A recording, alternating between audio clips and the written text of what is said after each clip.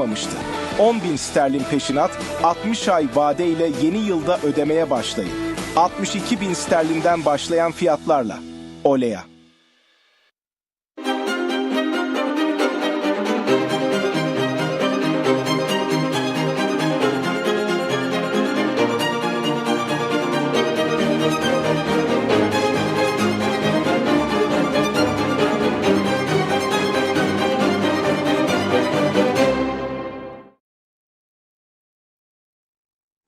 Merhaba sevgili izleyenler, TV 2020 ekranlarında Diyalog Medya Grubu Genel Yayın Yönetmeni Reşat Akar'la birlikte Gündem Özel programında sizlerleyiz. Evet, yeni bir haftaya başlıyoruz. Bugün ele alacağımız konuları sizlere kısa başlıklarıyla aktarayım. Evet, ilk olarak sahte diplomayla başlayacağız. Dolandırıcılık, evrak sahteleme gibi iddialarla geçtiğimiz hafta sonu mahkemeye çıkarılan ve hakkında 3 gün tutukluluk emri alan eski bakanlardan Kemal Dürüst bugün yeniden mahkemeye çıkarıldı. Mahkemede Dürüst'ün talimatıyla yapılan harcamalar ön plana çıkarıldı. Duruşma sonucunda Dürüst hakkında 3 gün daha tutukluluk emri alındı. Dürüst'ün eşi Meray Dürüst ise Lefkoşa Kaza Mahkemesi'nin emriyle teminata bağlandı. Meray Dürüst 100.000 lira nakit teminatla serbest bırakıldı. Lefkoşa Kaza Mahkemesi'nde bugün YÖDAK Başkanı Turgay Avcı'nın diplomasının sahte olup olmadığına ilişkinde duruşma yapıldı. Detaylarını konuşacağız. Bu arada Halkın Partisi Genel Başkanı Kudret Özersay, sahte diplomanın sadece terfi ve maaş artışı için değil, bedelli askerlik ve yedek subaylık içinde kullanılmış olabileceği konusunda uyarı yaptı. Ayrıca dokunulmazlığının kaldırılması çağrısına yanıt veremeyen, evet diyemeyen milletvekilleri bize göre şaibe altındadır açıklaması yaptı. Bir diğer konumuz CTP Genel Başkanı Tufan Erhürman, meclisin bugünkü birleşiminde Güzelyurt ve Lefke'deki narenciye sorununu gündeme getirdi. Erhürman, narenciye ihracatı toplam ihracatın %20'sine denk geliyor dedi ve yaşanan sorunlar yüzünden üreticinin yaşadığı sorunlara dikkat çekti. Güzelyurt'un narenciyede yaşadığı sorunların yanı sıra bölgeye ekonomik açıdan önemli katkısı bulunan Kıbrıs Sağlık ve Toplum Bilimleri Üniversitesi'nde meydana gelen sahte diploma olayı bölgede gelecek endişesi yarattı. Bölge esnafının açıklamalarını program akışı içerisinde yayınlayacağız. Son olarak da Lefkoşa'da Zahra Sokak'ta meydana gelen ve 100'den fazla gencin katıldığı kavga sonrasında polis 19 kişiyi tutukladı. Bir o kadar kişinin de arandığı belirtiliyor. Bölgede derin bir sessizlik hakim. Yine ayrıntılarını ele alacağız. Evet, buyurun Reşat Bey. Evet, herkese hayırlı günler, hayırlı haftalar dileyerek başlayalım. Yeni haftaya ilk gün yine sahte diploma skandalı ve bununla ilgili gelişmelerle başlıyoruz. Maalesef bu iş yani öyle küçük bir iş değil. Başka ülkelerde olsa çok daha farklı sonuçlar bile doğurabilirdi. Burada sadece soğukkanlı bir şekilde izliyoruz. İzliyoruz ama sürekli taviz bölgesi olan, yani geçmiş bütün müzakere süreçlerinde Rumlara iade edilmesi kesinleşen Güzelyurt'un insanı o zaman kentleri iade edilecek diye endişeliydi, tereddütlüydü. Şimdi kentte başka türlü olaylar ciddi boyutlara ulaşınca o zaman bu halk neredeyse göç olduğu zaman yaşayabileceği sıkıntıların fazlasını yaşamaya başlar. Çünkü bir tarafta o bölgeye ekonomik katkısı olan üniversite, bir taraftan da narenciye meselesi. Bugün bunları detaylarıyla konuşacağız tabii. Narenciye de çok ciddi boyutlarda ama önce eski bakanlardan Kemal Dürüst'ün bugün Güzelyurt Kaza Mahkemesi'ndeki duruşmasıyla başlayalım. Şimdi polis bugün Kemal Dürüst'ü yeniden tutukluluk emri almak için mahkemeye çıkardı. 3 gün tutukluluk vardı biliyorsunuz. Bu 3 gün tutukluluğu polis 3 gün daha uzatmak istedi ve Kemal Dürüst'ü mahkemeye çıkardı. Görüyorsunuz Kemal Dürüst son derece üzgün, yüzü solgun, perişan vaziyette çıkarılıyor. Tabii kolay bir durum değil. Nereden nereye geldim meselesi. Yani Kemal Dürüst Eğitim Bakanlığı yapmış. Milli Eğitim ki öğrencilere, gençlere örnek olması gereken insan. Bayındırlık Ulaştırma Bakanlığı yapmış. Sonra da bu üniversitenin mütevelli heyeti başkan yardımcılığı görevine getirilmiş. Yani yine eğitim kurumuyla ilgisi olan üst düzeyde ilgili bir konuma getirilmiş. Fakat ciddi suçlamalar var. Bugün mahkemede 6 farklı şirkete ait dürüstün 19 fatura ile üniversiteye mal ve hizmet satmış gibi göstererek toplamda 926.286 Türk lirasını sahtekarlıkla temin ettiği yönünde tespitimiz var diyor polis. Ve devam ediyor. Üniversitenin küçük ortağı Serdal Gündüz ile Kemal Dürüst'ün talimatlarıyla öğrencilerin okula ödemesi gereken toplamda 140.000 liranın okul hesaplarına değil, okul çalışanı 2 kişinin hesaplarına yatırıldığını da belirtiyor. Ve devam, ilginç bir konu. Kemal Dürüst kendisine ait 2 tane araziyi Güzelyurt'ta, birisi HAOS Hayvancılık ve Zirai Limited ait, bu limitete ait 2 araziyi Kıbrıs Sağlık ve Toplum Bilimleri Üniversitesi mütevelli heyetinin onayı olmadan üniversiteye 36.000 dolara kiralamış. Polis bunu mahkemeye sunuyor bugün. 2 tane araziyi üniversiteye 36.000 dolar karşılığında kiralamış. Mahkemede polisin ortaya koyduğu bilgi buydu. Biz tabii bununla tatmin olmadık. Dedi ki bu 36.000 aylık mı yıllık mı? Sonunda aldığımız bilgi güvenilir bir kaynaktan yıllık olaraktır. Yani 3.000 dolar ayda alarak 2 tane araziyi üniversiteye kiralamış oldu Kemal Dürüst.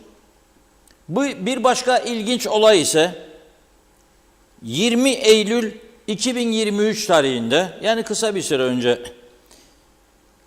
Kemal Dürüst eşinin talep etmesiyle bir düğün için, ki o düğün kendi aile yakını değilmiş diyorlar. Yani çocukları falan değil.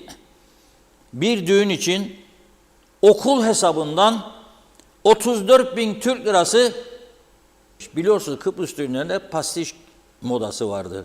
Türkiye'de farklıdır. Burada pastiş modası vardır. 34.000 Türk lirası pastiş parası ödemiş okul. Kime gönderdiğini polis mahkemede açıklamadı. Sırf karşı tarafı mağdur etmesin diye. Kime gittiğini biliyor polis pastişlerin. Fakat sırf karşı taraf mağdur olmasın diye bu ismi açıklamadı bugün. Ama belki ileriki süreçlerde açıklama olacak. 3 gün daha tutuklu kalsın. Çünkü çok yönlü soruşturmalar devam ediyor. Soruşturmalara etkisi olabilir diyor. Dolayısıyla 3 gün daha tutukluluk. Avukatı da demiş ki 3 gün daha itiraz etmeyeceğiz ama 3 gün sonra karşımıza gene bu tür iddialarla gelirse biz itiraz edeceğiz demiş. Eşi ise Meray Dürüst, o da bugün Lefkoşa'da mahkemeye çıkarıldı. Biliyorsunuz 3 gün tutukluluk emri vardı. Bugün 3. gün dolduğu için mahkemeye çıkarıldı. Mahkemede polis Meray Dürüst'ün sahte belgeyi tedavüle sürme, sahte belge düzenlemesini tahrik etme suçlarından mahkemeye çıkarıldığını, 6 Şubat 2024 tarihinde Kıbrıs Sağlık ve Toplum Bilimleri Üniversitesi'nden yapılan şikayet doğrultusunda bir soruşturma başlatıldı diyor. Yapılan soruşturma sonucunda zanlının 25 Eylül 2019 tarihinde okulun 4 yıllık psikoloji bölümüne kayıt olduğunu, ilk 2 yıl derslere girdiğini ve sınavlara girdiğini, son 2 yıl okula devam etmediği halde derslere ve sınavlara girmiş gibi işlem yapıldığını açıkladı. Derslere girdiği 2 yıl süresince aldığı geçersiz notlar da diyor, geçersiz hale getirildi diyor. Ve zanlıya 4 yerine 3 yılda diploma verildi. Aldığı diplomayı Milli Eğitim Bakanlığı'na verip onaylattıktan sonra müdür olarak çalıştığı Çalışma Bakanlığı'na barem artışı almak için sunduğunu söylüyor. Personel dairesi zanlının konumundan ve bareminin yeterli olmasından dolayı barem artışı vermedi kendisine diyor. Zanlının diplomayla ilgili zanlıdan diplomayla ilgili izahat istendiğini, yaz okuluna gittiğini, üstten ders aldığını söylediğini, ancak yapılan soruşturma sonucunda doğruyu söylemediğinin belirlendiğini söyledi. 13 ifade aldık diyor olayla ilgili. Polis, geçersiz notların tutuklu bulunan okul direktörü Serdal Gündüz tarafından değiştirilerek geçerli not haline getirildiğini söylüyor. Bir başka soruyla karşılaşıyor polis. Okulun hocalarıyla görüştüklerini ve Meray Dürüst'ün derslere girmediğini belirlediklerini söylüyor. Bunun üzerine mahkeme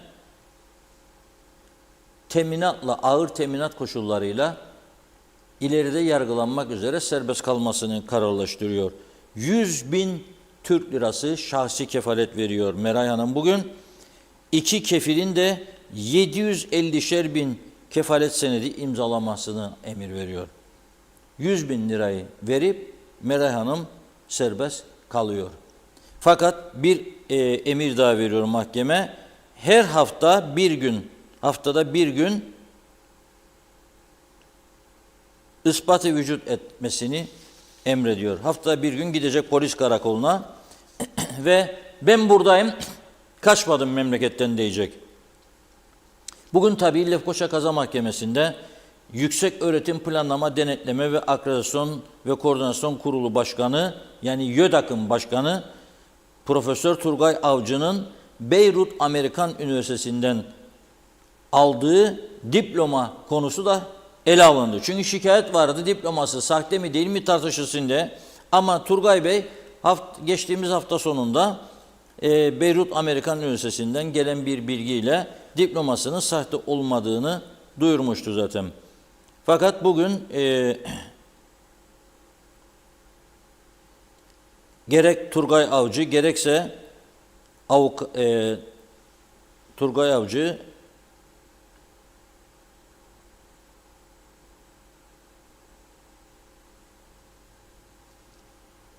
iki tane önemli avukatın eşliğinde mahkemede çıkıyor ve 1985 yılında Beyrut Amerikan Üniversitesi'nden aldığı diploma sahte olup olmadığında üzerinde tahribat olup olmadığına dair Polis Genel Müdürlüğü'nün yapılmasını istediği incelemeye dair uzmanlık raporu okunmuş.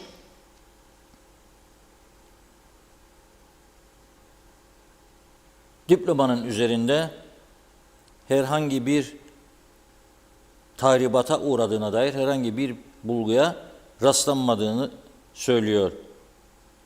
Ve mahkeme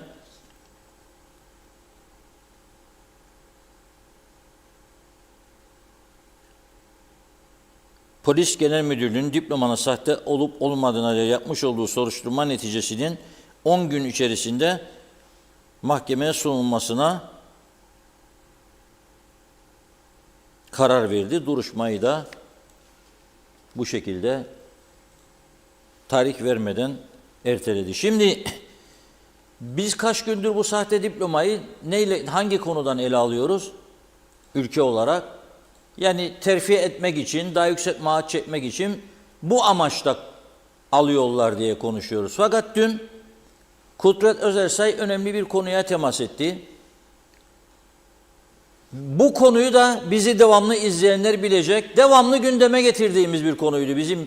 Bakın en az 2 yıldır benim üzerinde ısrarla durduğum bir konu vardı. Yedek subaylık konusu.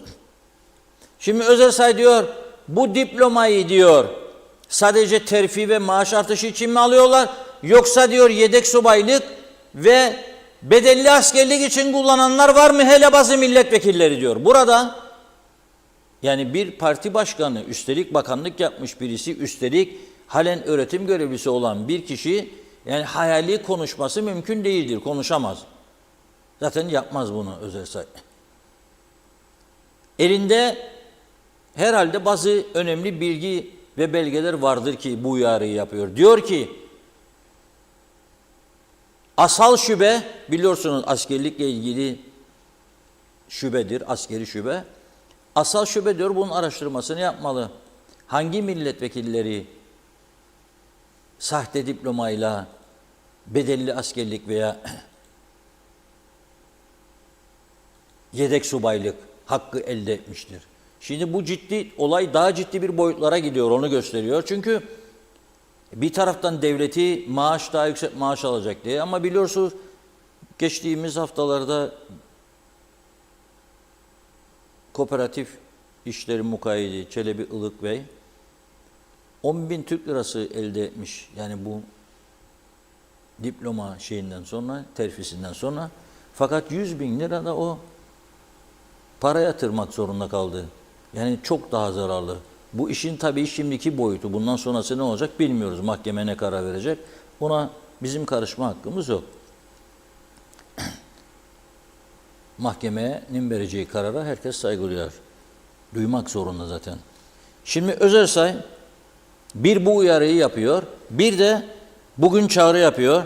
Diyor ki, dokunulmazlığının kaldırılması çağrısına yanıt vermeyen, evet diyemeyen milletvekilleri bize göre şaibe altındadır diyor. Yani istiyor ki bazı milletvekillerinin dokunulmazlığının kaldırılması yarın öbür gün gündeme gelecek diyor ve şimdiden çağrı yapıyor meclis üyelerine, dokunulmazlıkların kaldırılmasına onay verecek misiniz, vermeyeceksiniz. Eğer vermezseniz sizler de şaibe altına gireceksiniz diyor. Onları bir yerde bağlamaya çalışıyor ve iddia ediyor ki hem UBP hem DP ve YDP'den bazı milletvekilleri hakkında polis soruşturması vardır diyor. Polis soruşturması suç işlendiği saptamasıyla sonuçlanmayabilir diyor. Ancak polisin suç tespit edip savcılığa taşıdığı dosyalarda başsavcılıkla suç işlendiği noktasındaysa ve meclise yazı yazıyorsa o zaman gerçeğin ne olduğuna mahkemelerimizin karar vermesinin önünü açmak gerekir diyor. Şu anda hükümette olan UBP, DP ve YDP'ye mensup bazı milletvekilleri hakkında polise ve başsavcıya yapılmış bir takım başvurular, açılmış soruşturmalar, alınan ifadeler, toplanan belgeler ve süren tahkikatlar vardır diyor. Bu aşamada bunlar tamamlanıp dava aşamasına gelirse bu milletvekillerine sürecin önünü dokunulmazlık zırhı ile tıkamayacaklarını şimdiden çıkıp açık yüreklilikle açıklamaları gerekir diyor. Şimdi bu birçok insan Kuzey Kıbrıs'ta üniversiteli sayısı neredeyse liseyi bitiren her 100 kişiden 90-95'i üniversiteye gidiyor. Bunu konuştuk daha önce ve buradan çok uyarılar yaptık. Dedik ki yıllar önce her yerde anavatanı kopya ediyorsunuz. Yani anavatanda Sayıştay var bizde olsun. Anavatanda şu var bizde olsun. Anavatanda o var bizde de olsun. Anavatanda makam arabaları var bizde de. Anavatanda bilmem ayrı koruma şeyleri arabaları var. O zırhlı koruma arabaları bizde de olsun. Ama burası küçücük bir yerdir ya. Anavatandaki mesela İstanbul'un bir mahallesi değil burası. Ve düşünün siz her şeyi kopya ettik. Askerlikte de buranın askere çok fazla sayıda ihtiyacı olduğu halde ne yaptılar? Orada yedek subaylık çıktı. Burada da yedek subaylık. O dönemde burada askere er olarak alınanları Türkiye'deki gibi kafalar kel yapılırdı. 3 numara. Birçok insan alışkın olmadığı için Kıbrıslılar bundan rahatsız oluyordu. Hem kel olmasın hem de hafta sonları izin yoktu erlere, ayda bir belki bir gün. Bunlar hafta sonu izin hakkı ve daha yüksek maaş gibi meselelerden dolayı bu hakları elde etsinler diye yedek subaylık için üniversitelere akın başladı o dönem.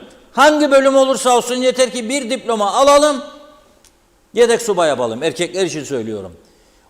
Onun için defalarca biz uyardık. Artık bu çürümüş yasayı değiştir ey yüce meclis. Bu ülkenin artık bu kadar üniversite mezunu adı altında gence ihtiyacı yok, kaldırmaz. Elektrikçi yok, tornacı yok. Dalında kalan narenciyi toplayacak adam yok. Kunduracı yok, hiçbir şey yok. Terzi yok. Döşemeci yok, boyacı yok, tuğlacı yok. Bunlar çok daha karlı meslek. Bunlar onursuz meslek değil ki. Yani bunlar insan için, her insan için mesleği onurludur. Hayır dediler, 500 daha beden eğitimi öğretmeni olsun, ne olacak? Babası, annesi bir yerde seçim zamanı işe koydurur. 500 daha fazla etsaj olsun, bir şey değil, bir yere koyduracak. 500 daha fazla işletmeci, 500 daha fazla iletişimci, ne olacak? Bir yere koyarız. Yarın ama bir çözüm olursa koyacağımız yer olmayacak. Ne olacak psikolojik açıdan bu gençlik? Ne tür sorunlar yaşayacağını düşünen var mıdır? Ailelerine de sorarım ben. Ama esas bu yolu açanlardır sorumlu. Sen yolu açarsan, İnsanlar o yolun arkasından gelir arkadaş. Demek ki bir şey vardır der. Bak komşu aldırdı çocuğunu, biz de aldıracak. Dayın aldırdı kızını, ben de aldıracağım oğlumu. Böyle konuşmalarla bu raddeye geldik. Şimdi bakınız sahte diplomayı bu maksat içinde alanların olmuş olabileceğini ima ediyor Kudret Bey. Yarın o bir gün ne çıkacak bilmiyoruz. Ama polis tabii bu soruşturmalarda oldukça yoğunlaşmış vaziyette. Tabii işi kolay değil. Polisin sayısı yetersiz ama memlekette o kadar suç patlaması var ki inanılmaz boyutlarda. Polis hangi birine yetişecek? Şaşırmış vaziyette. Çok ciddi bir durum var önümüzde ve bu durum gerçekten hepimizi düşündürmelidir. Buyurun Funda Hanım. Teşekkür ederek mesajlarımıza başlayalım. Zeliha Adaman, Mehmet Uluçar ile Erol Topçu iyi yayınlar demiş. Gülüz Önsal'da seviliyorsunuz diyor. Erdal Yarkın, Oytun Andaş iyi yayınlar kolay gelsin dedi. Metin Maraşali, Şerife Turgay Derya'da. Evet, Çağatay Donner bizleri yönettiğini iddia eden, şeref ve de namus sözü veren siyasiler, doğruları yapmayan ve sessiz kalanlar, yanlış yapanlar kadar suçlu. Domuz haramdır diyenler haramı domuzlar gibi yiyor. Yüce Meclis'in adı haramiler mekanı olarak değiştirilmeli. Ali Cevat, hoş vakitler. Benim düğünümde asgari gazinoda yaptım diyor. Özel şarkıcı yoktu. Dürüst Bey'in çocuğunun düğününe Nükhet Duru'yu getirmişti. Acaba sanatçıyı kim ödedi? Hülya Özkoyuncu, Kıbrıs adına bu haberler oldukça üzücü demiş. Ahmet Halil, Tevfik Fikret Sağnak, Mehmet Bata, Mustafa Özcan iyi yayınlar diliyor. Şahidoğlu da huzurlu akşamlar demiş. Mehmet İnancı da hayırlı yayınlar olsun, batmış batırılmış. Kaoslar ülkesi cennet adamıza. Aygun Nuri, bazı insanlar çok doyumsuz. Ortalığı yerler gene de doymazlar. Soyadların yakışmayacağı doyumsuzlukları var. Gerekli cezaya alsınlar. Mehmet Uluçaylı, Kemal Dürüst Ulaştırma Bakanı iken TC elçiliğinin Kuzucuk Boğaziçi stabilize yolun asfaltını Güzelyurt'ta kendi hayvan çiftliğini asfaltlamak için kullanmıştı. Bunlar da araştırılsın. Bakanken görevi kötüye kullanmıştı diyor. Alpay Erişken, geçen gün yazdığım Ufevento Kalesi'nin alt tarafı ve Taşkent Haspolat arası binlerle çam ağacı kurumaya terk edildi. Çam böceği ağaçları hep kurutuyor, yazıklar olsun demiş Tarım Bakanı'na. Ahmet Gürel Alp, 100 bin lira ağır mı? Kadının bir aylık maaşı. Aygun Nuri, bu memlekette sosyal yardım, yetim, engelli maaşıyla geçinmeye çalışırken aramızda dünya kadar yerler demiş ve doymazlar. Mehmet Uluçaylı, insan ortağı olduğu okulu nasıl soyar diyor. Celal Harun, Şifa Harun'un Mustafa Aşık'ın mesajını aktarmış. Diyor ki zaman öyle hızlı akıp geçiyor. Sabah derken akşam, akşam derken sabah oluyor. Takvimden her gün bir yaprak, ömürden ömür gidiyor. Siz olun, hiçbir şey dert etmeyin. Ölümden gerisini boş verin. Değmezlere, değmeyenlere üzülmeyin. 2 günlük dünyada gününüzü gün edin. Yiyin için gezin, eğlenin. Sevmekten, gülmekten, hayallerinizden asla vazgeçmeyin. Bir kere geldiniz bu hayata, kendi kıymetinizi bilin demiş. Kemal Osman Ceyhanlı, Manolya Hasan Şahin, kolay gelsin, iyi yayınlar diledi onlar da. Mehmet Uluçaylı, Sayın Özersel bir orkestra şefi gibi değneğiyle işaret ettiği su üstüne çıkıyor. Suç işleyenler itirafçı olsun. Hasan Nihat Erduran, cebe menfaat girdiyse devleti dolandırdı. Hepimizi yani çok erken hüküm alınmalı. Çünkü bu depremin zararı çok büyük olacak. Üzgünüm demiş. Pembe Halil de sizleri şaşkınlıkla izliyorum diyor. Kime güvenecek insanlar? Güven ortamı kalmadı maalesef. Serdar Cesurer, hayırlı akşamlar dedi. Tos Norton, okula gitmeyeceğim fakat diploma alacağım, üstüne müdür olacağım. Gerçekten halkla alay ediyorlar. Okuyanların da haklarını yiyorlar. Üstüne kefaletle serbest kalıyorlar. Ne anladık? Ne oldu şimdi? Oldu bitti her şey. Suçlananlar serbest kalıyorsa kefaletle, adalet bunun neresinde demiş, soruyorum. Ulus Barani, ne güzel iş, karı koca, dürüst familya diyor. Zamanında İskan Bakanlığı'nda yaptıkları yolsuzluklar yetmedi. Şimdi de üniversite hortumlandı. İşte UBP'li olmak budur. Aynen, ye kürküm ye de korkma. Ali Dereseven, tüm vekiller sessiz kalırken Kudret Bey muhalefet görevini muhteşem yapıyor. CTP'nin yarattığı muhalefet boşluğunu çok iyi dolduruyor. Kendisini tebrik ederim. Şu anda Kuzey Kıbrıs'ın sorunlarıyla yalnızca Kudret Bey ve Reşat Akar gündeme getiriyor. İkisine de minnettarım demiş. Kubilay Kuyucuoğulları, barem artışı almak için yüzlerce kamu görevlileri bu üniversitelere kayıt yaptırmıştır. Tümünü mercek altına alıp incelenmesi gerekir dedi. Nazime Nalbant, Londra'dan herkese selam. selamlar. Ne olacak böyle diyor. Her tarafı o kadar kirlettiler ki hangi yeri tutsalar ellerinde kalıyor. Bir de şimdi temiz kalan zeytinyağımıza bile sahtecilik yapıyorlar demiş. Halk sağlığıyla oynamasınlar lütfen. İyi ki varsınız gündem özeli hiç kaçırmıyorum. Ali Cevat Özersay'a helal hoş olsun. Dürüst hoca demiş. Hüseyin Boşnak Londra'dan selamlar dedi. Evet bakıyorum. Şuradan devam edelim. Kemal Osman Ceyhanlı daha güzel günler dedikçe ortaya çıkan bu yolsuzluklar ve hayat pahalılığı karşısında halk perişan demiş. Allah sonumuzu hayretsin. Mehmet Uluçaylı hükümet senin söylediklerinin %10'unu gerçekleştirse biz de diyeceğiz demek yavaş yavaş ayağa kalkmaya başlayacağız demektir. Hüseyin Boşnak parayla askerlik olmaz demiş. Fakir yapsın zengin yatsın diyor. Ruhsan Sevener, kolay gelsin sizi seviyoruz. Necdet Mavi Gözlüm, bugün çıktı mesajınız. Kuzey Kıbrıs Birleşik Afrika Pakistan Cumhuriyeti'nden iyi yayınlar diledi. Kemal Dürüst Bey şimdi üzgün olacağına keşke bu yaptıklarını yapmadan önce çok düşünüp, ölçüp, tartıp ona göre yapsaydı. Değer miydi bu yaptıklarına? Sen geçebileceğin en yüksek mevkiye, makama gelmişsin. Halka örnek olacağına aksine kötü bir örnek oldun. Eğer suçu kesinleşirse cezasını çekmeli ki diğerlerine ibret olsun. Arif Mustafa Cüce iyi yayınlar diliyor. Nikos Bülent Antonio da iyi yayınlar dilemiş. Reşat Bey dünya gider Mersin'e, Kuzey Kıbrıs Türk Cumhuriyeti gider tersine saygılar dedi. Evet Nazime Nalbant bu kadar zam üstüne zam demiş. Sıkıntı çok çekiyor halk. Herkes birbirine yardımcı olsun demiş. Sizlere kolay gelsin. Bir iki mesaj daha aktaralım. Mustafa Özcan, olası bir seçimde solda Zeki Çeler, sağda Kudret Özersay başarılı olurlarsa bütün bu kokuşmuşluk son bulabilir diye düşünüyorum dedi. Salih Taşkın Yaradan'a kulda demiş ki acımdan ölüyorum, geçinemiyoruz. Parasıyla değil mi bir diplomada ben almak isterim. Reşat Bey kime başvurmam gerekir demiş. Mehmet İnancı da haftaya bomba gibi giriş yaptınız dedi maşallah. Özkan Fikret Gezici İyi yayınlar diliyor. Fevzi Teke de Londra'dan selamlar dedi. Arif Mustafa Cüce de bu konularda Kudret Özersay hocamıza kulak verin demiş. Şimdilik tamamladık gibi mesajları. Teşekkür ediyoruz. Devam edeceğiz. Buyurun. Evet çok teşekkür ediyoruz. Şimdi tabii Güzelyurt yılların taviz bölgesi. Son zamanlarda işte üniversitelerin, Lefke Avrupa Üniversitesi, Kıbrıs Sağlık ve Toplum Bilimleri Üniversitesi, Orta Doğu Üniversitesi kampüsü bu sayede bir miktar bölgeye canlılık gelmişti yani. Yine sıkıntı vardı. Çarşı arzu edilen düzeyde hareketli değil, yerliler arzu edilen düzeyde değildi ama yine bir miktar hareketlilik oluyordu. Akmazsa damlar misali. Şimdi bu sene sanki de planlanmış bir şeymiş gibi, tabii ben öyledir demiyorum. Yani sözün gelişi söylüyorum ama bir planlanmış gibi arda arda Güzelyurt darbe yiyor ve civarı Lefke'ye kadar uzanıyor.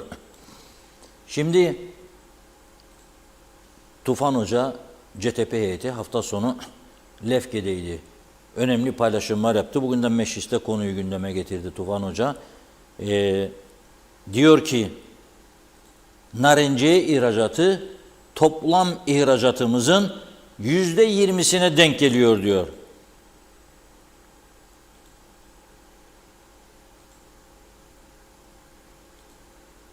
Uzun süredir bu narenciye konusunu konuşuyoruz ancak yaşananlar ortadadır diyor.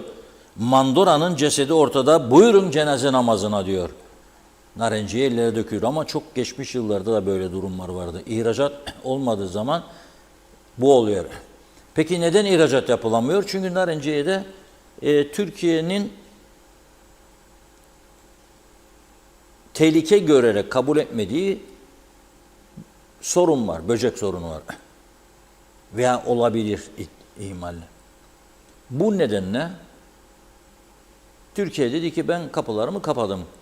Yani Kıbrıs'ın kuzeyinden yaş sebze meyve almıyorum. Şimdi yaş sebze meyve almayınca bu defa üreticinin elinde kaldı. O Kıbrıs Rum tüccarın da adamlarının hapsedilmesi, tabii onu çok konuştuk biliyorsunuz. Ben çok anlattım. Bizim dışımızda üzerinde duran da olmadı.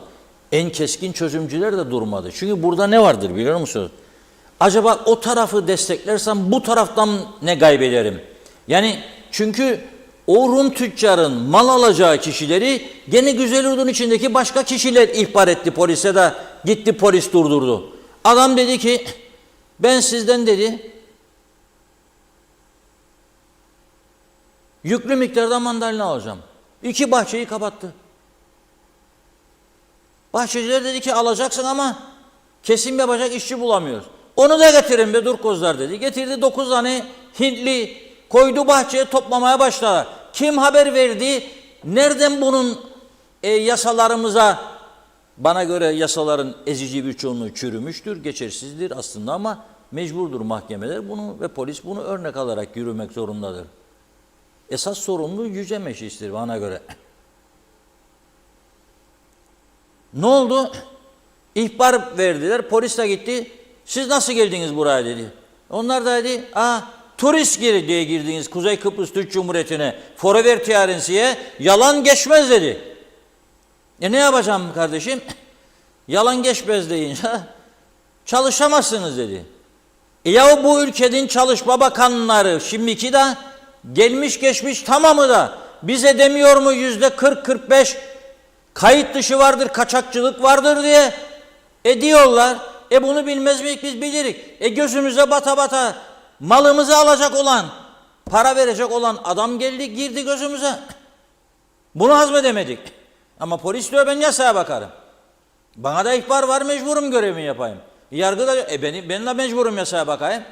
Sokun içeri kendilerini dedi. 9 kişi 7 gün yattı içeride karakolda. Rum'da dedi ki vay be dedi siz adam olmazsınız. Tembel ire, tembel ire, tembel ire.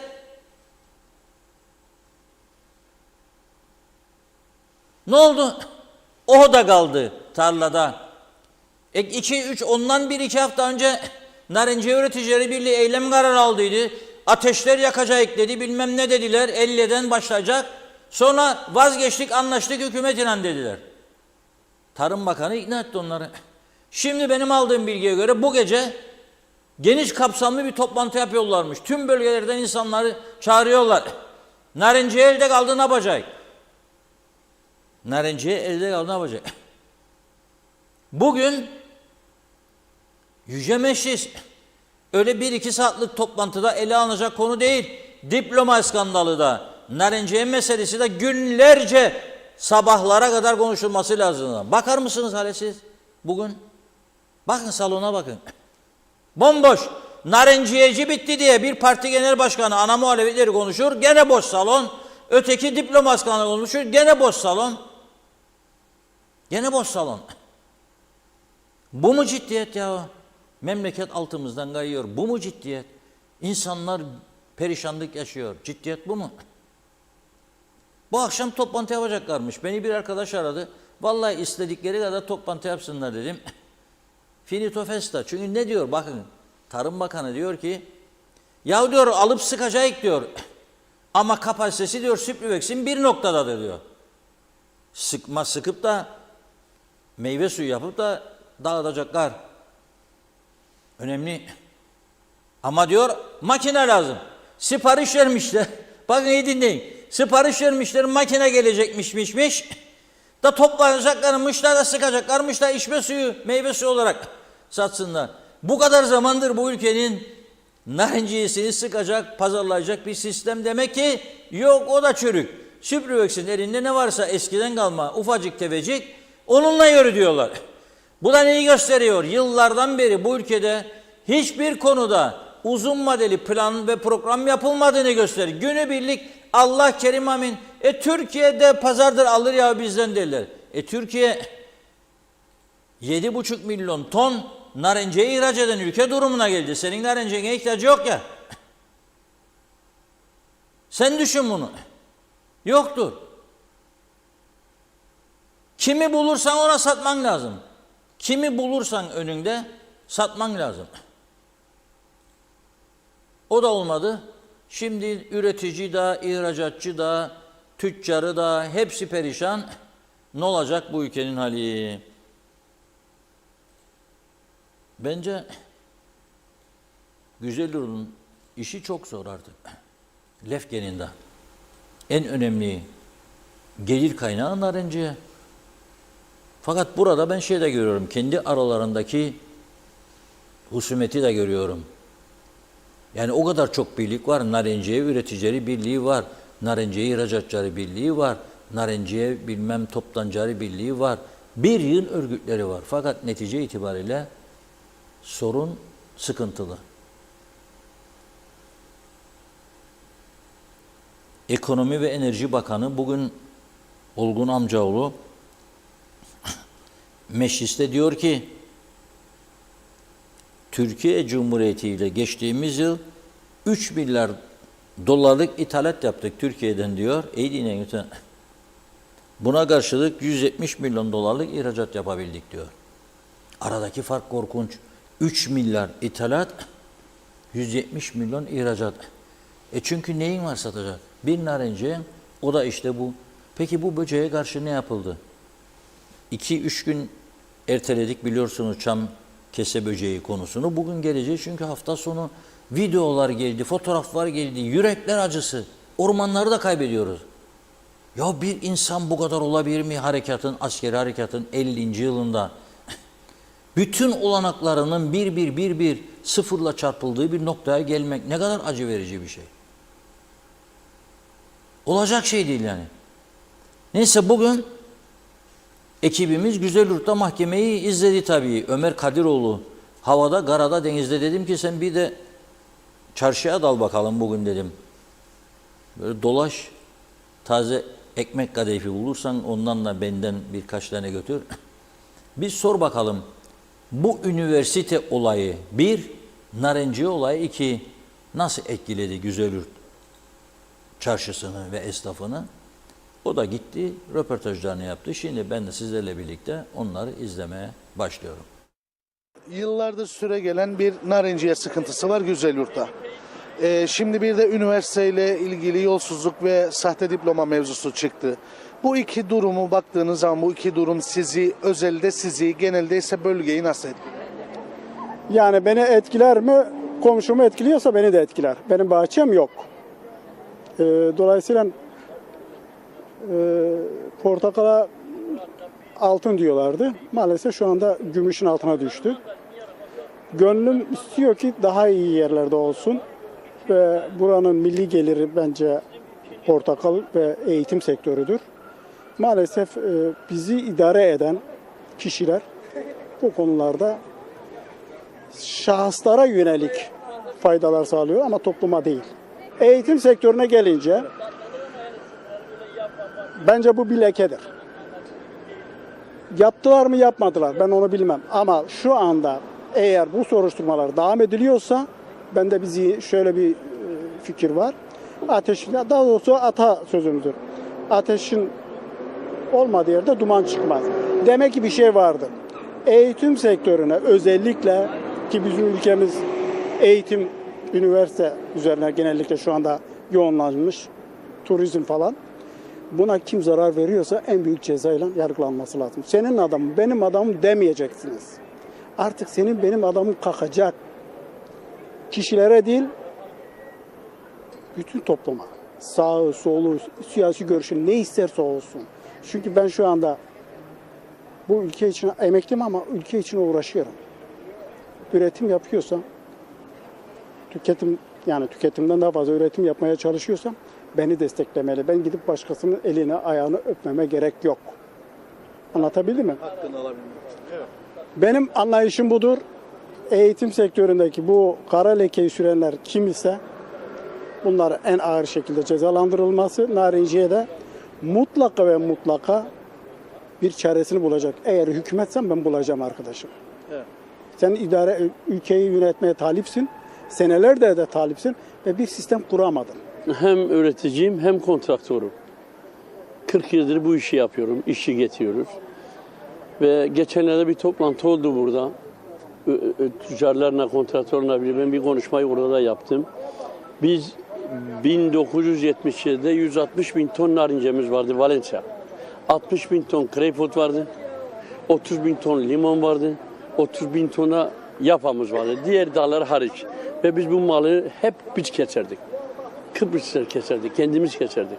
Ne Türkiye'den işçi gelirdi, ne orada ne burada. Biz bu malı kesip gönderirdik. Hollanda'da, Belçika'da, İngiltere'de şeyimiz vardı. Temsilcilerimiz de Sibiros'u satardı. Ta 1980'deki kuruldu KKTC. Rahmetli Denktaş, Allah rahmet eylesin, o adam KKTC'nin mühürünü kullandığı zaman bize o mal gidemedi o şeye. Ve döndük, Kars'tan işçi getirdik bir arada. Ondan sonra Maraş'a döndük, şimdi Urfa'ya döndük. Getiriyoruz işçi, maliyeti çoktur. Bir işçinin buraya gelebilmesi için 15 milyar maliyeti vardır. Bu sıkıntının giderilmesi için bu ülkeye bir faydalı bir altın oldu, altın şeyi dediğimiz narinciye maalesef gidiyor, bitti. Bitiriyoruz. Üniversitedeki sıkıntı. Bu sıkıntı da burada sanki de bazı insanların kanında var ya. Yazık ya, günah ya. Bu üniversite, bak bizim burada hastanemiz var üniversitenin karşısında. Var 6-7 senedir öyle temeli atılmış, yarı inşaat duruyor, onu yapmıyoruz. Ve döndü burada mesela milletvekili, bakanlık yapan insanlar ya. Siz gidiyorsunuz 150 milyar, 200 milyar maaş alıyorsunuz. Bu işe niye bulaşıyorsunuz? Bu işi niye yapıyorsunuz? Bu devleti çalıyorsunuz, insanları çalıyorsunuz. Etkisi ne olur bölgeye? Etkisi çok, çünkü güvensizlik olur. Güvensizlik yaratılır. İnsanlar diyecek bak ha, bir üniversite kurduk, onu daha çaldılar, güvensizlik var. Ortada bir güvensizlik var baba. Üzüyor mu sizi? Tabii elbette üzülüyor. Ülke vatandaşı olarak, insan olarak biz bu güzel yurt bir zamana mesela herkes dedi ki Batı'nın şeyi güzel yurttur. Narince var, şey var. Karpaz'a getir, burada iş çalışırlardı. Şimdi güzel yurt bitti. Bitirdik. Elimizle bitirdik. Narince'yi bitirdik. Bir hastaneyi yapamıyoruz. Bir üniversiteyi kurduk. Bak iyi bir şeydi. Canlılık getirdi. Bir şey vardı. Onda şimdi güvensizlik olacak. O da kötüye gidiyor. Güzelyurt bölgesinin zaten bütün gelirimiz Narince üzerine kurulmuş şimdi ve üniversitelerimiz, yani başka bir gelirimiz yok. Yani bir turist bir şeyimiz yok mu şimdi? Tek gelirimiz Narince'ye bağlıyız. Narince'de gidilmediği için, yani bu elindeki sorunlar çözülmedikten sonra yöneticilerimizin veya da idarecilerimizin sorunları çözmediği müddetçe bu böyle sıkıntılar devam edecektir. Yani bu sorunların üstüne de gidilmiyor hiçbir zaman için, yani mesela sorunların üzerine de gidilmediğinden dolayı bu sıkıntılar hep devam edecek. Yani bunun başka şeyi yok. Peki üniversitede yaşananlar nasıl? Üniversitelerimiz içerisinde o ayrı bir konu meselesinde, o ayrı bir şey, ama yani sonuçta hep bölgemizi etkileyen şeyler. Şimdi bölgemize öğrenci sıkıntısı olabilir. Yani bunlar olacaktır yani mesela şimdi.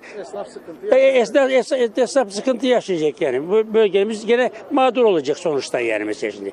Biz bunları tasvip etmiyoruz. Yani insanlarımız biraz daha duyarlı olması lazım bu konularda. İşte idarecilerimiz, yöneticilerimiz duyarlı olması lazım. Siz kişisel olarak bu olayları duyduğunuz zaman Hala üzüntülüyüz yani. Çünkü gelirimiz o yüzden yani mesela. Gelirimiz buraya bağlı.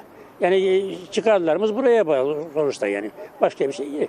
Önce bu diploma meselesine gelelim. Diploma meselesi ticarete döndü artık. Üniversitede bunlar ticarete döndü.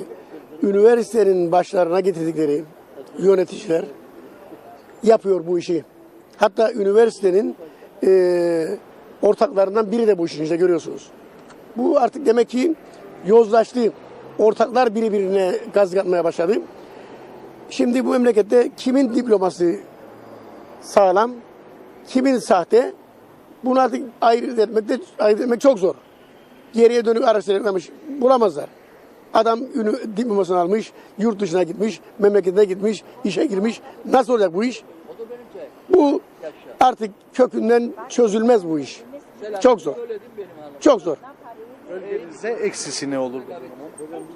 Bölgenin eksisi çok üniversiteye kimse girmeyecek bölgeden. Girmeyecek. Zaten üniversite öğrencileri bölgeye, esnafına bir şeyler bırakıyor. Belki onlarda bir azalma olur ama bilemiyorum sonunda ne olacak. Üniversite kapanacak mı? Sekteye uğrayacak mı üniversite girişler? Onu bilemiyorum. Narinciye'ye gelelim. Narinciye zamanında sarı altın deniliyordu bu narinciyeye. En büyük döviz kaynağımızdı narinciye.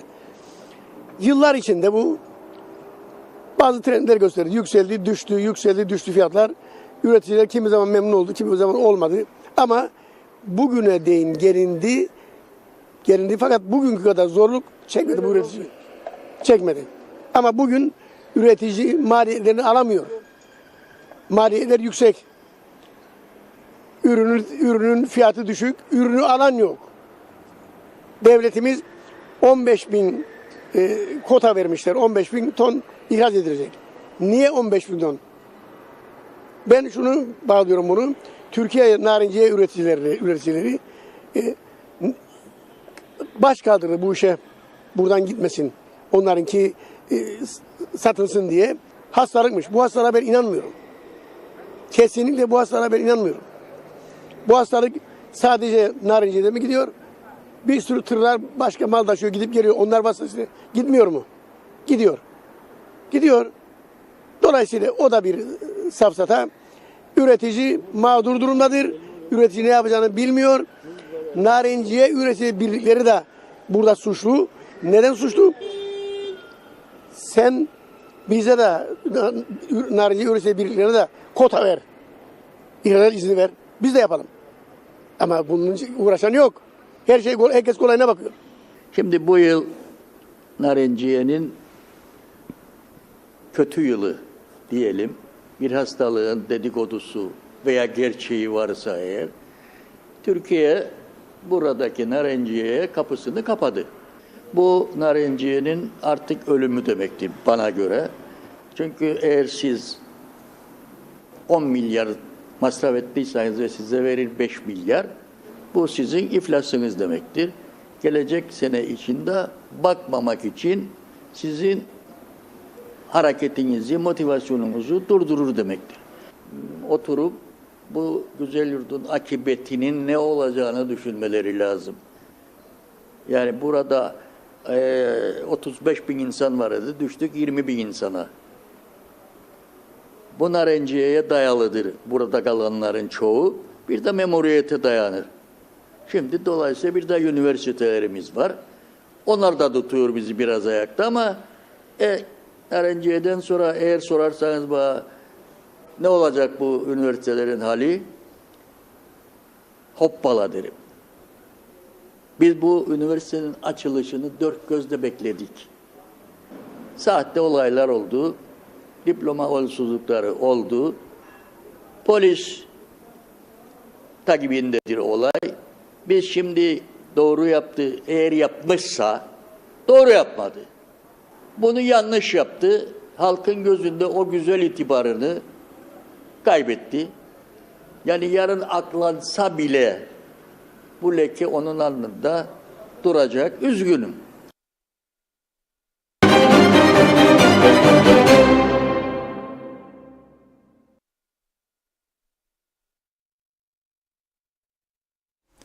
Evet, Güzelyurt'taki insanları dinledik. Son konuşmacı Sayın Şinasi Özdeşti. Güzelyurt Sivil Toplum Platformu'nun sözcüsüdür Şinasi Bey.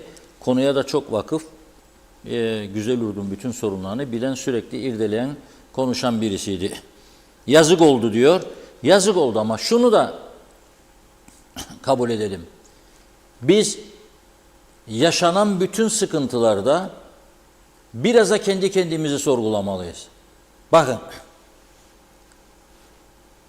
tek kişinin çalıştığı bir evde geçim zordur değil mi? 2 kişi, yani hanım da çalışsın, erkek de çalışsın. Bu defa ne oldu? 2 kişi çalışıyor diye hanım ayrı araba, bey ayrı araba. 2 arabaya çıktı. 2 masraf. Araba masrafı çekmek de kolaymış şimdi. Hele bu enflasyon, rakamlar yükseldi. Bir servise gider gelir araba. Bakın, lüks araba hastalığı var değil mi bu ülkede? Lüks araba, normal servis. 1-2 ufak değişiklik yapsın 800 euro. Nasıl ödeyeceksin ya sen 800 euroyu? Nasıl ödeyeceksin? 35 bin Türk lirası. Senin maaşın gitti işte. Ödeyemezsin. Bunun ruhsatı var, sigortası var, senin ehliyetin var. Akaryakıtın var. Gelelim, evet temizlikçi lazım, bakıcı lazım. Öde babam. Elektrik fiyatları yüksek. Öde babam. Belediyeler zam üstüne zam, çünkü adam doldurdular. Ödeyemiyorlar. Zaten maaş ödemenin dışında birçok belediye iş yap, başka bir iş yok. Maaş ödemenin dışında. Narinciye gelelim. Şimdi bakınız, bana gelen fotoğrafları ekranda size arkadaşlar getirecek. Ali Esentepe Bey'e çok teşekkür ediyorum. Arşivini konuşturuyor. 1960 yılında Güzelyurt'a bakın siz. Yıl 1960 Güzelyurt. Ağaçtan, dallarından narinciyi topluyorlar. Kim topluyor? Bakın tesis de kurmuşlar. İşte kim? O bölgenin insanları, kendi insanları. Yok ki dışarıdan işçi getirerek. O bölgenin, Güzelyurt'un kendi insanı. Kadını, erkeği bahçede, tarlada. Şimdi bizim Rum tüccar istediği zaman dedi bunlar kesici yok. Ya bir yolunu bulup arkadaşlar, aile, karı, koca, çocuk, yeğen, akraba, o dayanışma da kalmadı bizde. Hücum gidelim diye. Ben hatırlarım çok eski yıllarda halamın köyüne giderdim, Gönleri. Orada yaşardı. Bakarım mahallesinde inşaatlar, bu ne? Evlenecek diyor. Bunlar kim? Kardeşleri, yeğenleri hepsi bir olurmuş. Damada yardım ederler ev yapılsın diye. İşçi parası vermesinler diye. Böyle bir dayanışma vardı. O dayanışmayı da kaybettik biz onu. Adam mal alacak, kesici yoktur. Kalsın dalında erisin. Biz neyeceğiz ve ne olacağımızı düşünelim. Yani bu işler böyle kalacak değil tabii. Bunun ilerisi de var. İleride ne olacak? Yani hepimiz aldığımız sahte olmasa da diplomaların üzerine yatıp uyuyacak, öyle aç karnına nasıl geçineceğiz? Bir iş verecekler bize, ya narinciye toplatacaklar bize, ya raf sildirecekler bize. Yani zannetmeyelim aldık diplomalarda yarın bize Avrupa Birliği'nde kapılar açılacak da gelin buyurun sizi müdür yapayım Nestle şirketine ya bilmem ne şirketine. Yoktur böyle bir şey. Bu bolluk yoktur. Birinci derecede yetenektir geçerli bütün Avrupa'da ve dünyada. Yoktur. Narinciye dalın. Kimse gidip de bahçede çalışmak istemez, işçi istedik getirelim. Evi kimse temizlemek istemez, temizlikçi getirmesi. Sonra temizlikçiler, abla kusura bakma 1500 lira oldu. Aman 1500, 1500 ya. Ne zannedin? Bahçeyi temizle, otları yok, bahçeci gelecek. Bahçeci istermiş 2000 lira. Vereceksin. Madem ki kendin yapmıyorsun. Gördüğünüz fotoğrafları 1960 yılı Güzelyurt. Şimdi biz 74'te aldık bu bahçeleri. Hazır. Ne fidan ekme var, ne ağaç yetiştirme var, ne masraf var o güne. Hazır bulduk.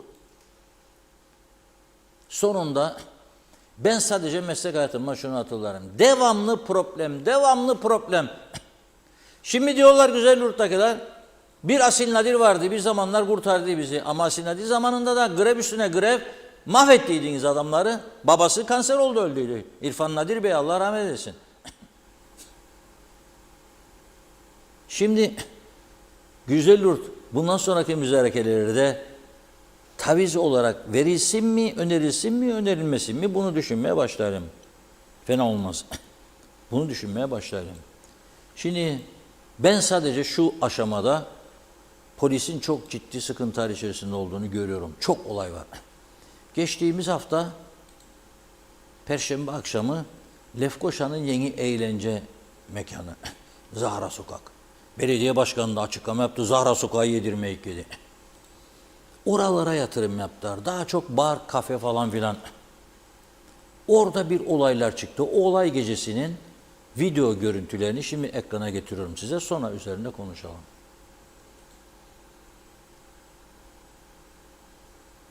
Zahra Sokak.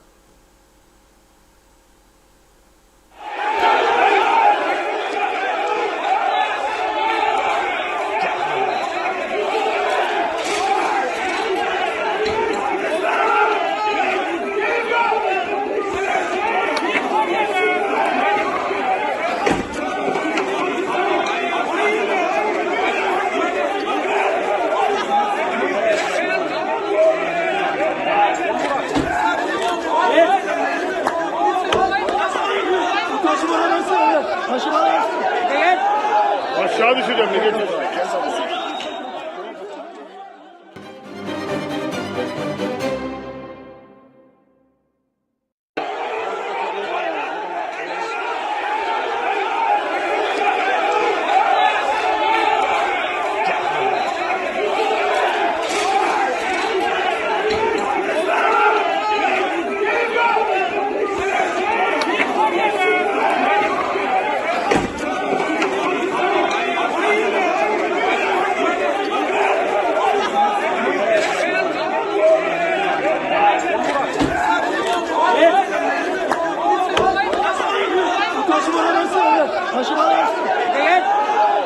Çalışacağım.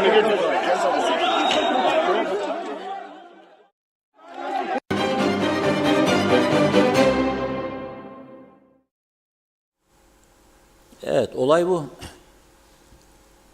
16 yaşlarında gençler vardı. Bakın 16, 17, 18, 19, 20 ağırlık bu yaşlarda.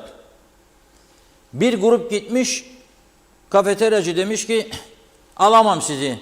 Çünkü iddiaları var gençlerle ilgili. Alırdın almazdın meselesi. Gelsin grup, telefonlar, geliyor grup, o da gelsin grup. Sonra polis gidiyor. Polis önce ihbar alıyor, orada olay var. Gidiyor 2 polis ya 3 polis neyse, benim aldığım bilgiye göre 2 polis. Bakıyor durum çok tehlikeli. İç savaş orada. Birbirine taşlar, sopalar, bıçak kullananlar varmış orada. Bıçak, polis dün bunu tespit etti. Açıklandı dün. Bıçak kullanan varmış. Nereye gidiyorsun be kardeşim? Ne savaşına gidiyorsun? Birbirine eğlenmeye mi gittiniz? Savaşmaya mı gittiniz oraya? Polis yardım istiyor giden.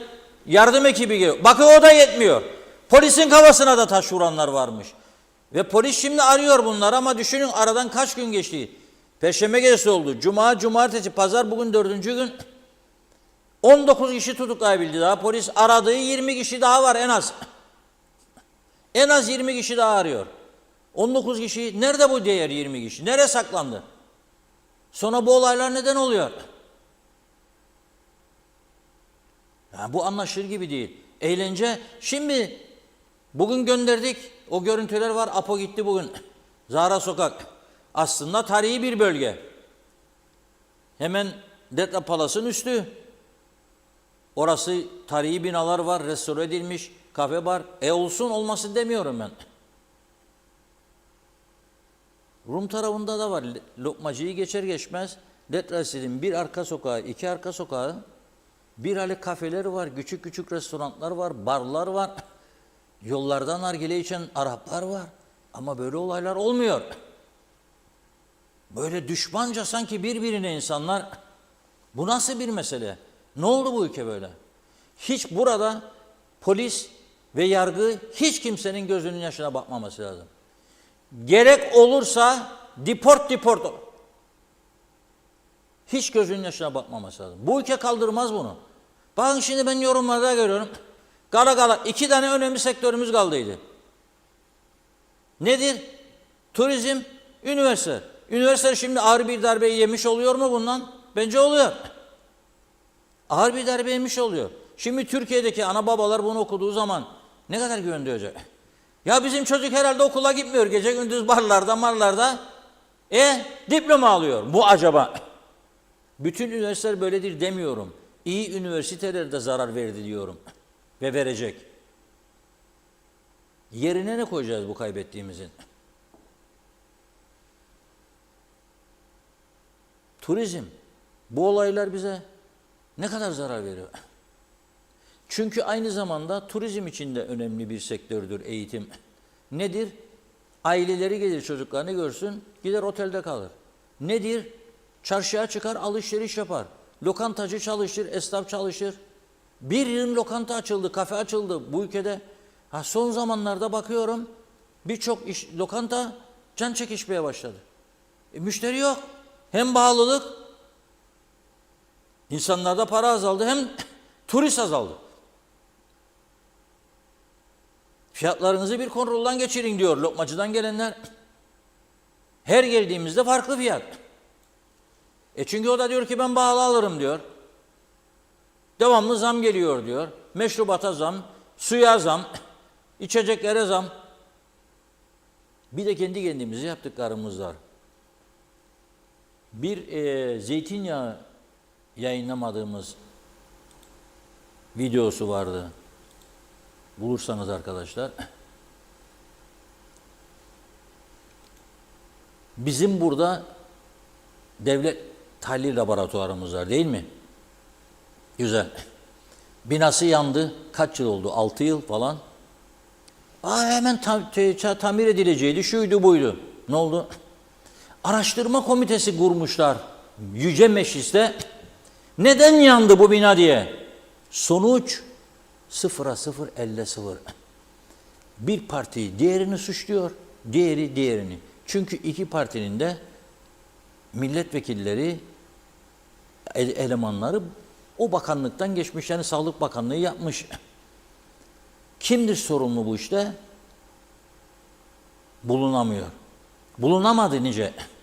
Kapattılar dosyayı. Meclis Araştırma Komitesi.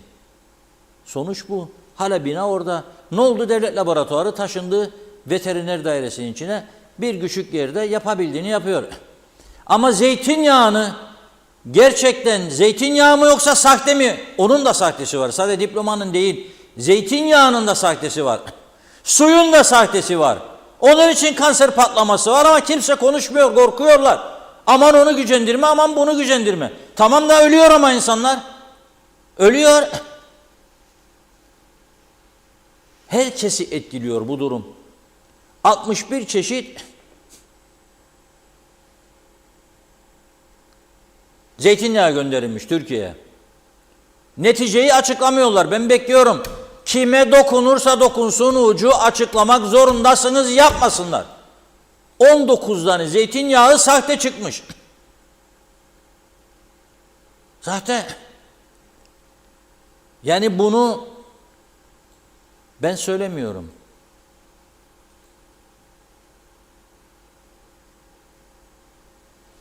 CTP milletvekili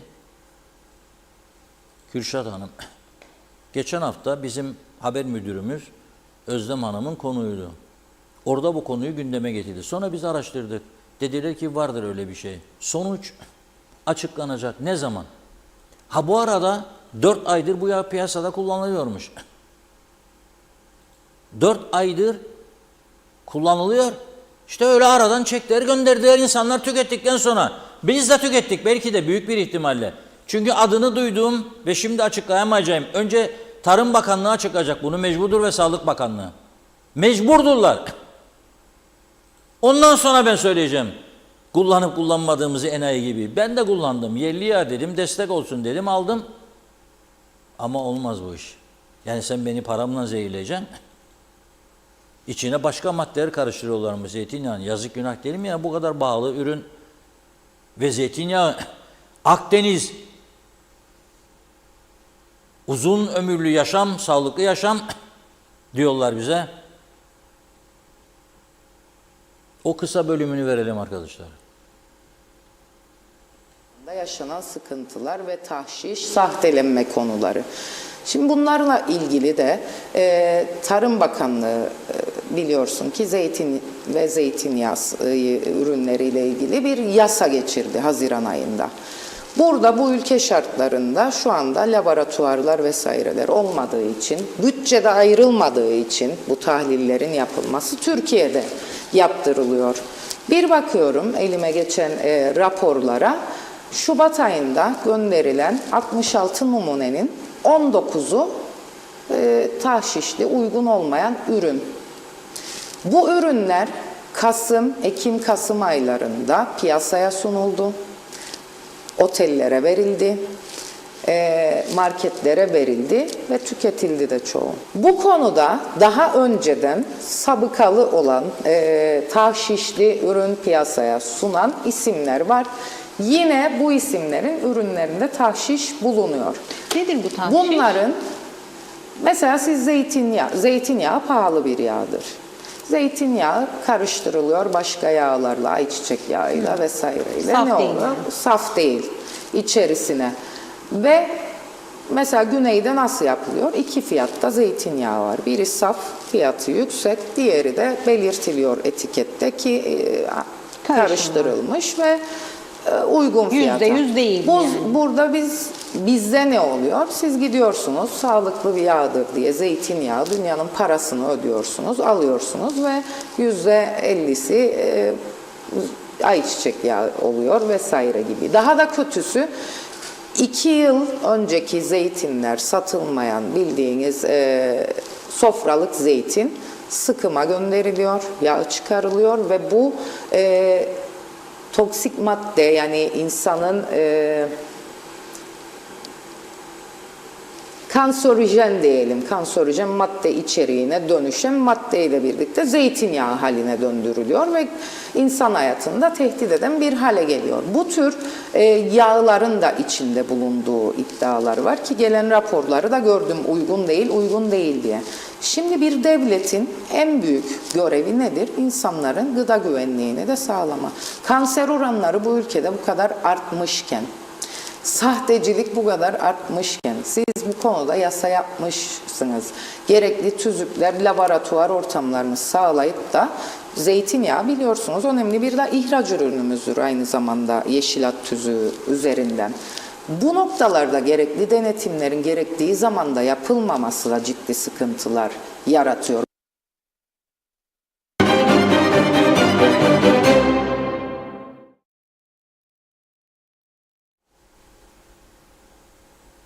Evet. Fide Kürşat Hanım CTP milletvekili ama üretim konusunda oldukça bilgili, köyleri, kırsal kesimi devamlı geziyor. Daha önce Sütekin müdürlüğünü yapmış bir kişidir. 66 ürünün 19'u diyor sahte çıktı. Şubat ayında gönderilmiş. Zeytinyağı ne zaman çıkıyor bu arkadaşlar? Zeytinyağı Kasım'da başlıyor çıkmaya. Hatta Ekim'de çıkaranlar var artık. Ekim, Kasım, Aralık, Ocak, Şubat daha neticesini bize bildirmiyorlar. Bazı suların üzerinde ne imalatçı var ne var, suyun muhteviyatı var, hiçbir şey yok, satılıyor. Sağlık Bakanlığı açıkladı, bunlara bir süre vermişti. Ne oldu? Süre bitti mi bitmedi mi? Daha devam. Bilinmeyen suyu içirecek insanlar, ondan sonra insanlar kanser, ondan sonra insanlar hasta. O da gizleniyor. Ne amaçla ama bunlar, ne amaçla yapıyorsunuz bunu yani? Arkadaş, herkesin iş yapması hepimizin dileğidir. Herkes alın teriyle çalışsın, üretsin, kazansın, hepimiz destekleyelim. Bunu yapalım. Ama eğer kazanacak diye beni zehirleyecekse, halkı zehirleyecekse ona da izin vermeyelim. Dedim ki dur bakalım Hasan Efendi, Mehmet Efendi, Hüsnü Efendi, Ayşe abla, ya düzelt ya da durduracağım seni. Çünkü bu insan sağlığıdır. 192.000 euro bir hellimciye güneyde ceza kestiler. 192.000. Bir tanesine 120.000 eurodan bahsederim. TL değil. Hellimin içindeki muhteviyat tamam olmadığı için, insan sağlığına olumsuz etki yapacağı için, alın örnek alın ha, ne Amerika istersiniz, ne Hollanda'ya bakarsınız, ne Fransa'ya, yanınızda Güney Kıbrıs. Ha işinize geldiğinde bari çözümleri, işinize gelmediğinde bütün partiler için söylüyorum. Alın örnek ve çıkın karşına, durdurun deyin. Ama bu sistem, bu seçim, bu siyaset sistemi var ya, bu seçim sistemi, bu ülkeyi kilitlemiştir. Bugün bu ülkenin mahvına neden olan yegane unsur, dünyanın hiçbir yerinde benzeri görülmemiş bu seçim sistemi, bu siyasi partiler düzenidir. Bu sendikalaşma düzenidir. Sendika olması mı olsun, ama yok da aynı açıda kaç tane memur sendikası var ya bu ülkede? Kaç tane ihtiyaç var? Güney'e bakın. 2 sendikadır konuşan ya. SEK ve PO. Bizde kaç yüz tane sendika var ya. Karar verir sabahtan, uçakları kilitler havada, geri döndürür. Sanki cezasını, zararını kendi ödermiş gibi. Karar verir okula 8'de gider, 8.30'da gönderir. Zaten diploması sahte de olmasa ben bu çocuktan ne hayır göreceğim ya? Açık konuşalım bunu. Yani sen senenin 3-4 ayını okutmuyorsun. Bu çocuğu 3-4 ayda tatil. Ben bu çocuktan zaten diploması sahte olmasa da ne hayır bekleyeceğim? Öğretmen tamam Ali geçireceğim, seni bir şey değil, üzülme. Tamam Veli geçir. Öyle olmuyor mu ya? Kandırmayalım birbirimizi. Kültüre bak sen. 1 Ağustos'da tatil yapar herkes, değil mi bu ülkede? Her sene ben 1 Ağustos'da son 5-6 yıldır röportaj yaptırırım. İnadına sokağa çıkarlar. Bugün resmi tatil olduğunu biliyor musunuz? Evet biliyor. Niçin resmi tatildir? Cevap nedir bilir misiniz? En sıcak gün olduğu için. En sıcak gün olduğu için. Çoğunun böyledir cevabı. Ya da bilmiyorum. O zaman tatilini niye kullanın? Neye kullanın? Niçin tatil ilan ettiler? İşte TMT'nin kuruluşu, işte Kıbrıs'ın fethi falan filan, güvenlik kuvvetleri. Ama bu o günün koşullarında yaptın sen bunu. Ama şimdi bak Bilmezler, bilmedikleri günün tatilini, bayramını kutlarlar. Ama bilmezler ne olduğunu. Bilmiyorlar. İnanın artık geldiğimiz noktada 20 Temmuz'u bile bilmeyen çok büyük bir nüfus var Kuzey Kıbrıs'ta. Ne olduğunu bilmeyen, sonradan gelen kimse öğretmez ki. Hadi gidelim kırsal kesimlere, gidelim surlar içindeki okullara, soralım çocuklara nedir 20 Temmuz? Yoktur. Kendi kendimizi aldatıyoruz sadece. Ya dün ben görmedim böyle bir şey. Anaokullara kadar düştü şey kep fırlatma. Bu kadar ucuz mu ya? Kep fırlatma bile anaokullarına düştü. Üniversite mezunlarına yaparlardı eskiden. Şımarık, benzeri olmayan bir düzen yaratıldı bunun içinde. Analar babalar da eriyor. Çocuğum diyor kep fırlattı. Ödediğin paralar ondan sonra geçinemiyoruz. Geçinemeyeceksin tabii.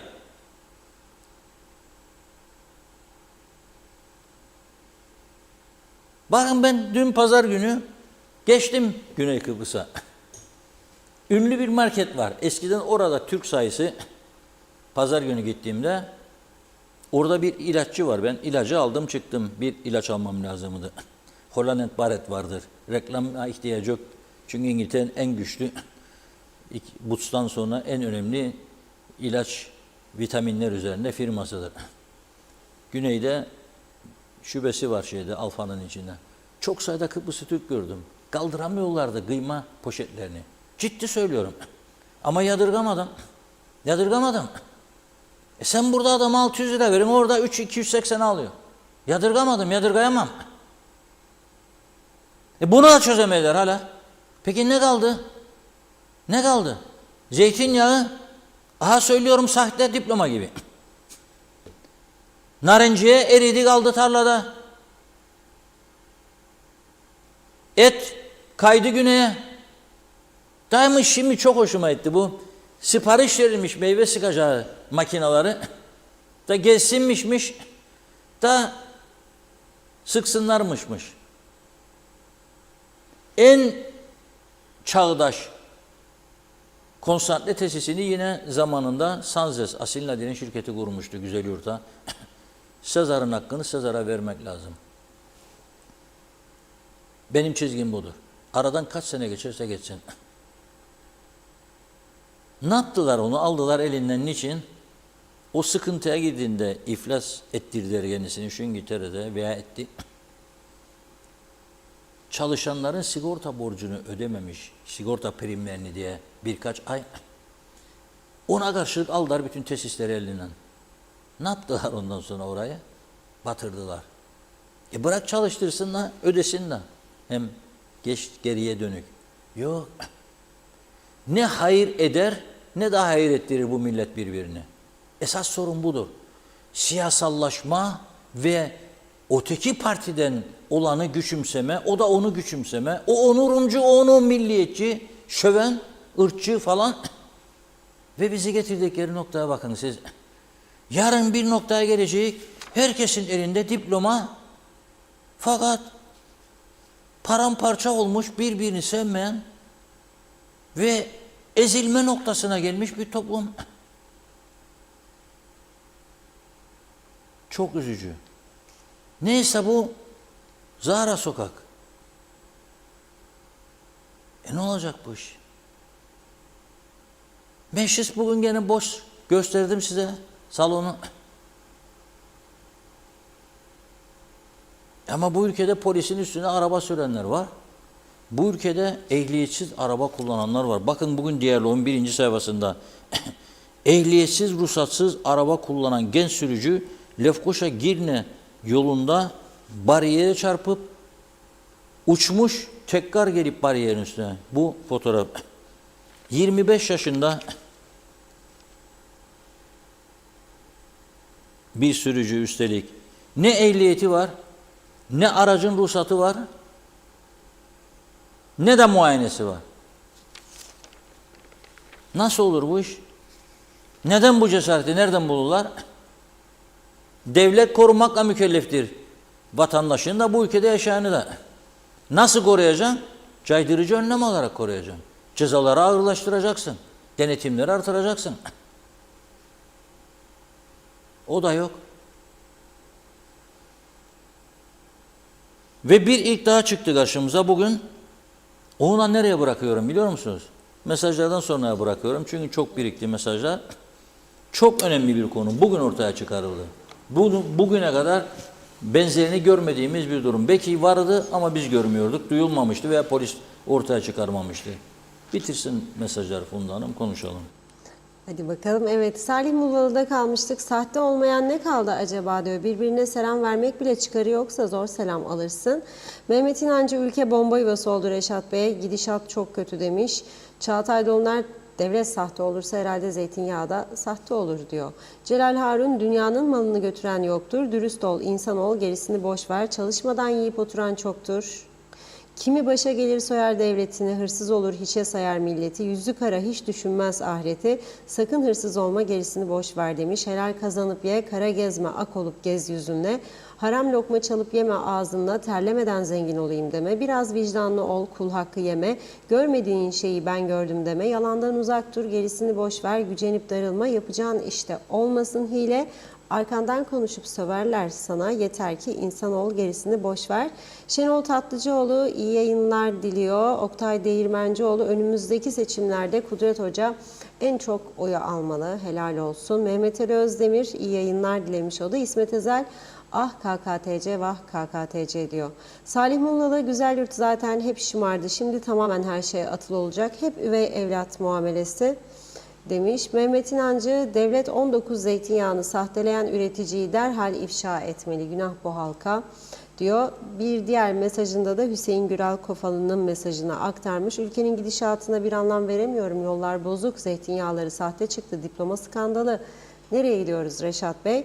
Mehmet Şenler kolay gelsin. Aytekin Farisoğlu, Reşat Bey Güzelyurt'ta oynanan oyunlardan bahsetti. Katkı koymak için yazdım. Dün saat 16 sularında Güzelyurt'taki evimin kapısı çalındı. Bir Rum plakalı araç, 2 hanım, 2 erkek gelebilir miyiz diye sordu. Buyurun dedim. Biz bu evin sahiplerinin dediler. Biraz sohbet. Sonra niye 50 yıl beklediniz diye sordum.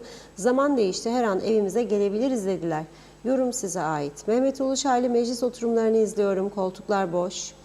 Konuşmacıları boş koltuklar dinliyor. Peki biz yeni meclis binasını niye istiyoruz? Niyet ve keramet binada mı? Yoksa bizim vekillerde mi? Ali Dereseven hiç kimsenin reklamını yapmıyorum. Kişiden de çekinmiyorum. Gerçekler neyse onu söylüyorum. Halkımızın en kötü durumunda Kudret Bey halkın yanında duruyor. Halkın ümidi olmaya devam ediyor. Bana göre ilk seçimlerde en büyük parti olmaya adaydır alacağı oylarla. En kötü ihtimalle muhalefet partilerinin yarattığı boşluğu dolduracaktır. Hasan Nihat Erduran, Kuzey Kıbrıs'ta TSE'nin şubesi var demiş. Kaç ürün var ihraç edebileceğimiz? Menteş Çağla, Osman Mele iyi yayınlar diliyor. Mustafa Kemal Fındık Londra'dan selamlar. Ülkede olanlar kontrolden çıkmış vaziyette, çok yazık, üzgünüz. Reşat Bey'in her anlamda dediği çok doğru gibi görünüyor. Ülke maalesef iyi yönetilmiyor. Bence temizlik operasyonu şart, yoksa Kıbrıs ve Kıbrıs Türk'ü hızla yok olmaya gidiyor. Sayar Aker sahte diplomalılar bu ara başrolde boy gösteriyorlar. Reşat Akar'la temiz siyaset yolunu açmalıyız.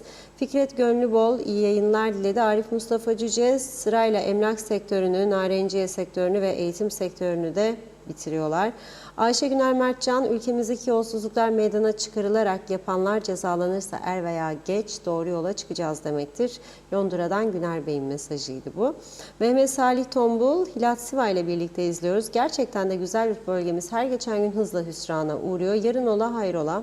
Özkan Sarıkaya, ben Angolemli olarak 76 Yeşilyurt Pendaya'da Efkaf'a ait narenciye vardı sırtımızda diyor, köfünüyle taşırdık. Ben diyor Efkaf'a çalışırdım 14 yaşında. Emeklerimize yazıklar olsun demiş. Çağatay Dolunay, bir nevi soykırım yaşıyoruz, yaşatıyorlar. Fikret Gönlübol, vay başımıza gelenler dedi. Orhan Aslan, sözün kısası Kuzey Kıbrıs'ı çok acil olarak Güney Kıbrıs yönetimine 99 yıllığına kiralasınlar veya Türkiye'ye anahtar teslim etsinler. Bu yönetim bu işi götüremeyeceği aşikar belli oldu. Daha fazla mahcup olmadan, çünkü her gün yeni bir skandal, yarın kimin adı çıkacak belli değil. Sayar Aker Milli Piyango'dan diploma kazanacak, zamana da kavuşacağız İnşallah. Celal Harun, şimdi soruyorum, hırsızlık var mı, yolsuzluk mu var, dolandırıcılık mı var, ne oldu? Siz iki insan tipi yarattınız. Selde mağdur olanlar, selde zengin olanlar. Düşün bu ülkenin yakasından. Mehmet Uluşaylı 74'ten önce insanlar birbirine her konuda destek çıkardı. 74'ten sonra ganimet delisi oldu. Kurumun malları gözümüzü kör ettiği gibi insanlığımızı da kaybettik demiş. Tema Yavaş Londra'dan selamlar dedi. Çağatay Donlar, Lefkoşa Surlar içi Zahra Sokak, dini imanı yani böyle şey insanlarla dolu demek istiyor. Ne hale getirdiler adamızı demiş. Ali Berber, Reşat Bey kim bozduysa bu vatanı şimdi istediğine ulaştı. Şaşırmayın, yarın Türkiye'den 1000 tane çevik güç polis gelecek diyor. Fikret Gönlübol, görünen köy kılavuz istemez demiş. Ali Keleş iyi yayınlar diliyor. Rahmi Beyoğlu da. Mehmet Uluçaylı, biz halk olarak artık temiz siyaset, temiz gelecek istiyoruz ki çocuklarımız güven içinde olsunlar. Bu yasaların caydırıcı hale getirmekle olur. Necdet Mavi Gözlü, vah benim güzel memleketim. Böyle olayları filmlerde, bir de başka memlekette olduğu zaman televizyonda izliyorduk. Şimdi ise başkaları bizdeki olayları izliyor. Bize bunları yaşatanlar başarılarıyla gurur duysunlar. Hükümet nerede, yüce meclis nerede? Çıkınız ve halka nereye gidiyoruz bir anlatınız. Kimsenin tek bir kelime söylediği yok. Ben nereye gidiyoruz söyleyeyim. İniş aşağı, frenleri patlamış kamyon gibi beton duvarın üzerine doğru gidiyoruz. Toslamaya az kaldı. Eserleriniz için gurur duyunuz efendiler demiş. Mehmet Borak, Omorfa'ya adanın uygun yerlerinden günübirlik insanlar gider diyor. Portakalını, havucunu toplarlar, geri köylerine dönerlerdi demiş. Lütfü Toruntay, bilmediğiniz yerden sakın zeytinyağı almayın. Ben bir değirmene gittim, yağ çıkarayım, bir kamyonet orada indirir, kasalar zeytin dolu diyor. Zeytin dolu, ne yaparsınız demiş, satarız demiş. Sen bunlardan yemiyor musun demiş, hayır demiş. Milleti zehirlersiniz, bravo, kaçtım diyor oradan. Adem Aslan, iyi yayınlar diledi. Orhan Alıcı da, Reşat Bey ağzına yüreğinize sağlık diyor. Osman Rakibet, hayırlı akşamlar. Mehmet Bulduk, Reşat Bey bu ülkede öyle bir tatil var ki mübarek kandil gecesi sabaha kadar dua etmişiz gibi. Bir gün sonrayı da tatil veriyorlar. Hem de tüm okul ve dairelerde pes doğrusu demiş. Umahan Davulcu, Hatice Momin iyi yayınlar diledi. Hasan Nihat Erduran, Metehan'dan Güney'e 5 dakikada geçtim. 5 dakikada da giriş yaptım. Çok rahat. İşlerde devam. Yeni meclis, yeni cumhurbaşkanlığı, çevre düzenlemesi iyi ilerler diyor. 20 Temmuz'a belki biter. Perihan Tulga iyi yayınlar diledi.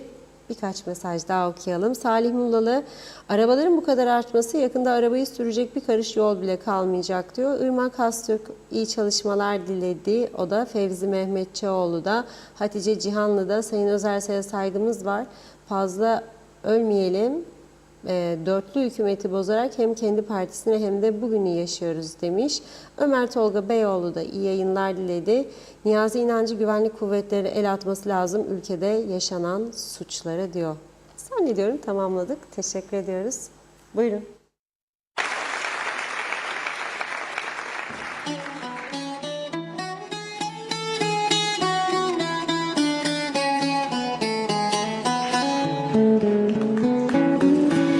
Avec sa gueule de métèque, de juif errant, de pâtre grec, et ses cheveux aux 4 vents. Avec ses yeux tout délavés, qui lui donnent l'air de rêver, lui qui ne rêve plus souvent. Avec ses mains de maraudeurs, de musiciens et de rôdeurs, qui ont pillé dans le jardin. Avec sa bouche qui a bu, qui a embrassé, mordu, sans jamais assouvir sa faim.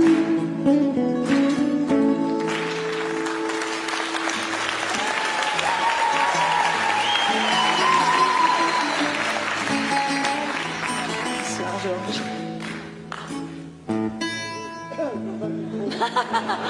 Tiens, je te prête le mien. On chante dans le même tous les deux?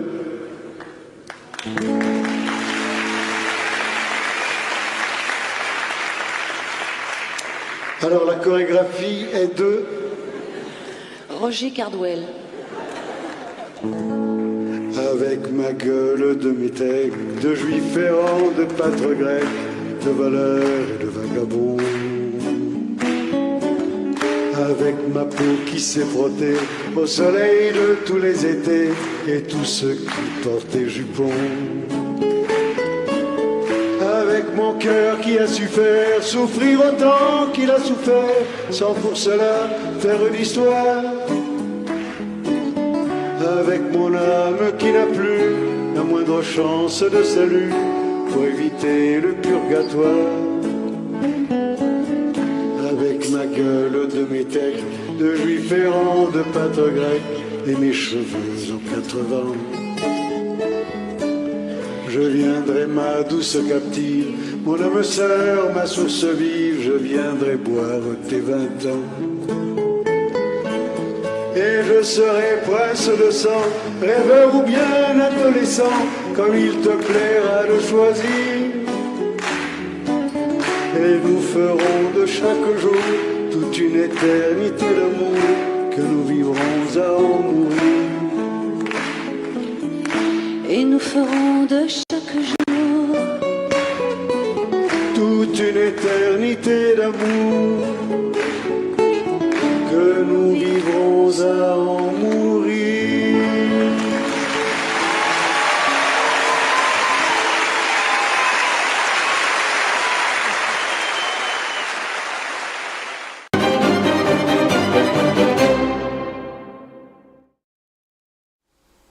Evet, şarkımızı da dinledik. Beğendiğinizi umuyorum. Bir zamanlar Tanju Okan çok güzel söylemişti Türkçesini. Hasret. Evet. Şimdi günümüzün son konusuna geliyoruz. Bugün çok enteresan bir durumla karşılaştı polisimiz. İnsan kaçakçılığıyla ilgili. İnanın biz gelenler üniversiteler için doğru mu değil mi diye konuşurken bu çok daha tehlikeli bir boyut. Tekneye biniyorlar, çıkıyorlar sahillerden, uzaktan ya Türkiye'den ya Suriye'den Kıbrıs'a geliyorlar. 8'i çocuk, 3'ü kadın, 36 tane Suriyeli mülteci bugün bir van araca bindirilmiş.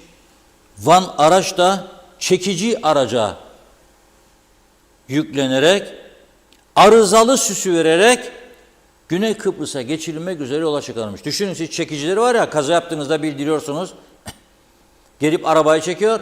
Vanın içine dolduruyorlar. 36 kişiyi çekiciye bağlıyorlar. Güney Kıbrıs'a geçirecekler. Avrupa'ya bakalım kaç paralarını aldılar bu zavallı insanların. Nasıl baş edecek buna benim bir avuç polisim bu ülkede? Nasıl baş edecek? Polis sorguluyor bunları. Tatlısu'da kıyı bölgesinden aldık diyor. Van araca bindirdik. Çekici araç üzerine yükleyip Rum kesimine geçirmek üzere Güvercinli köyüne doğru yola çıktık diyor. Güvercinli köyün oralarda sınır. Ver Allah Allah gitsin.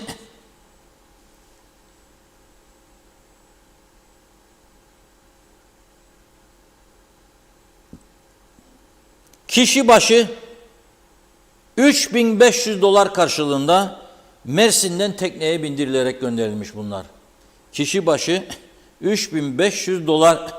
Zavallı fakir fukara insanlar, savaştan kaçan, iç savaş, dikkat edelim işte, bir ülkede iç savaş, huzursuzluk oldu mu bakın insanlar daha salim olduğunu düşündükleri yerlere kaçabilmek için, göç edebilmek için varını yoğunu veriyorlar. Ve bu sahtekarlar da bunların sırtından para kazanıyor, getiriyorlar. Sizi Avrupa'ya diye sınırdan ver aşağı. Onun için Kıbrıs Rumlarda da eğer birazcık akıl varsa bu ırkçı zihniyeti bir kenara terk edip işlerinde, çünkü çok ırkçılar var. Bizimle ortak bir noktada birleşip anlaşmaktan başka çareleri yok. Bu Kıbrıs'ı kurtarmak için sağlıklı, sağlam bir çözüme ihtiyaç var. Ama tabii umutlu muyum diye sorarsanız çok umutlu değilim. Çünkü önceki gün konuşmuş, dün Rum basınında Elam lideri Hristo'nun bir açıklamasını okudum. Diyor ki bizim oylarımızdaki artış diğer sağ partilere kırılanların oyu değildir diyor. Gerçekten diyor sloganımızı, stratejimizi benimseyenlerdir. Senin stratejin Kıbrıs Yunan'dır. Bütün Türkler dışarı. Irkçısın. 3. parti oldu ama anketlerde 11,5'a çıktı oyları. 4-5 sene evvel söylediğimizde uyardığımızda bunlar 100 tane delidir diyordu bize bazı Rumlar. 100 tane deli olmadıkları çıktı ortaya. Ve dedi hedefimiz çok yakın bir gelecekte iktidardır. Çok tehlikeli bir gelişme. Avrupa bunu görüyor mu bilmiyorum ama birçok Avrupa ülkesinde de bu sorunlar artık vardır maalesef. Evet, bugün bu kadarla en doğru yol şimdilik çözüm olur olmaz içimizi temizlemektir. İçimizdeki sorunları çözmek ve halkı mutlu etmektir. Sınırlarımızı korumaktır. Güvenlik güçlerimizi güçlendirmektir. Ama bunların hiçbirini yapmıyoruz. Doldur testiyi, daha fazla doldur testiyi. Hafta sonu gene bir 20 isim taraması yaptım vergi listelerinde. Ya dedim ağlayayım mı, güleyim mi, saçımı mı yolayım? Saç da kalmadı, belayı bırakın. Nereye yolacağım yani? Yanlarda var biraz. Olabilir mi ya böyle bir şey? Adamın bir gece meyhanede verdiği parayı bir yılda vermiyor ya. Çok üzücü. Kemal Dürüst Bey 34 bin lira basit yollamış ama 2022 yılında 14 Türk lirası vergi vermiş ya. Ya 16 Türk lirası. 16 galiba. Şaka etmiyorum size. Bir yılda 16 lira. Ama basit 34 bin lira. Ha onu üniversite veriyor. 36 bin dolar arazilerin kirasından. Evet, bazı izleyicilerimiz diyor ki temizlenmeli ülke. Evet, bu ülke gerçekten temizlenmelidir. Böyle olmaz hani. Vergi dairesi üzerine düşmelidir. Gümrük dairesi. Bugünlük bu kadar. Yarın inşallah, maşallah güzel haberlerle birlikte oluruz. Çok teşekkür ediyoruz. Tamamlıyoruz sevgili izleyenler. Yarın yine aynı saatte görüşmek üzere. İyi akşamlar.